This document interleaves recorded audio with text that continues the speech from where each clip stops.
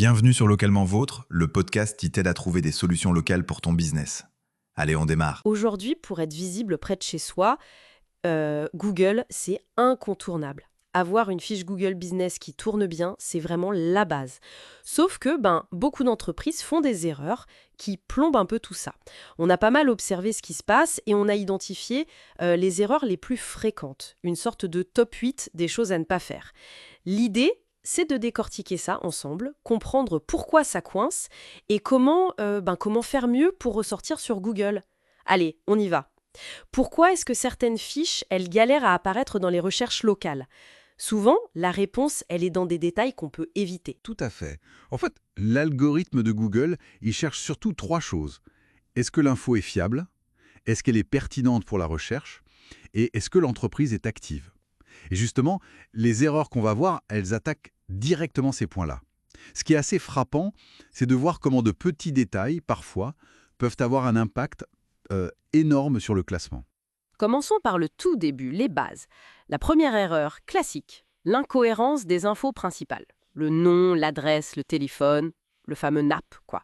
Si c'est pas pareil partout, la crédibilité en prend un coup, c'est ça ? Ah oui, et c'est même plus que la crédibilité. Pour Google, c'est un signal De confusion. carrément. L'algo, il essaye de vérifier que l'établissement existe bien en croisant les infos sur le web. S'il y a des variations, même rue avec un R majuscule versus rue en minuscule, ou ça rue ou pas, ça crée des doutes. Et ça peut pénaliser.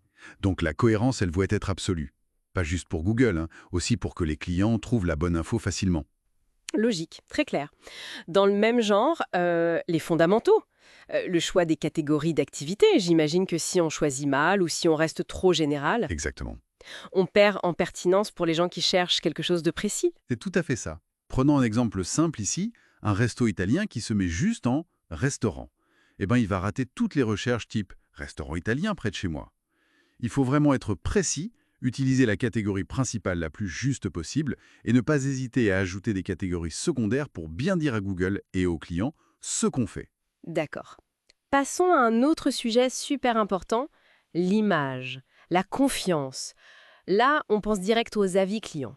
J'ai l'impression que beaucoup les négligent un peu, ne pas en demander ou pire ne pas répondre. C'est une erreur, majeure. Parce que les avis, c'est un signal direct pour le classement de Google. Et c'est une preuve sociale énorme pour les clients potentiels. Google regarde si on interagit. Ne pas répondre, surtout à un avis négatif, ça renvoie une image pas terrible. Alors qu'une réponse bien tournée, même à une critique, ça peut parfois retourner la situation. Une opportunité en fait. Exactement, une opportunité de dialogue. Et toujours sur l'image, les photos, pas de photos ou alors des photos un peu moches, de mauvaise qualité, c'est comme avoir une boutique avec une vitrine sale, non ? C'est exactement ça.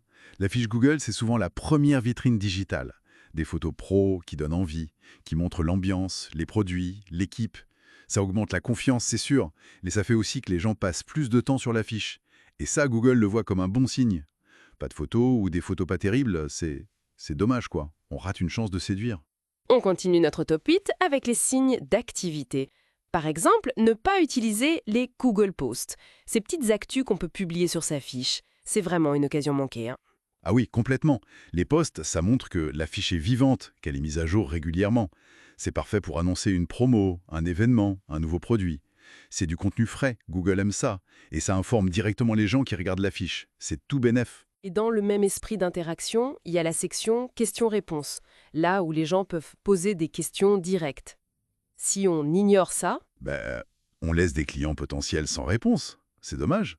Et puis, c'est aussi une occasion ratée de montrer qu'on est réactif, qu'on connaît son sujet. Surveiller et répondre vite, c'est un super signal d'engagement.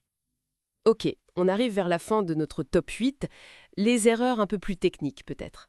La zone de service, par exemple. Si on définit mal où on travaille, Oui, alors ça c'est crucial pour les entreprises de services, genre plombier, électricien, si la zone géographique est mal définie. Soit on n'apparaît pas pour les bonnes personnes au bon endroit, soit on apparaît là où on n'intervient pas. Dans les deux cas, c'est pas bon pour la pertinence locale. Faut être précis là-dessus. et l'erreur ultime, le cauchemar, avoir plusieurs fiches pour la même boîte. Les doublons, pourquoi c'est si grave ? Parce que là, c'est la confusion totale. Pour Google, qui ne sait plus quelle est la vraie fiche, la fiche principale, et pour les clients aussi. Et les avis peuvent se retrouver éparpillés, les infos différentes d'une fiche à l'autre. Bref, ça dilue complètement la visibilité, ça peut même la tuer. Il faut absolument chercher s'il y a des doublons et les faire fusionner ou supprimer. C'est une priorité. Bon, alors si on résume ce top 8, clairement, éviter ces erreurs, c'est la base pour être bien visible localement sur Google. Corriger tout ça, c'est comme assainir les fondations de sa présence en ligne. C'est ça, c'est vraiment l'étape numéro 1, indispensable. Mais attention, avoir une bonne fiche Google Business, c'est pas juste corriger des erreurs une fois. C'est un travail de fond, continu, maintenir l'info à jour bien sûr, mais surtout interagir, montrer qu'on est là, qu'on écoute les clients via cet outil. C'est un engagement. Et d'ailleurs, ça amène une question intéressante pour aller plus loin. Une fois qu'on a corrigé ces 8 erreurs courantes, qu'on a une base saine, quelle serait l'action suivante? Pas juste une correction, mais une vraie initiative pour vraiment sortir du lot, pour se démarquer dans cette jungle locale sur Google. Merci de ton écoute. Besoin de visibilité locale? Retrouve les solutions sur smart-marketing.fr. Tu peux retrouver les sources et les liens en description. N'hésite pas à me contacter si tu as des questions.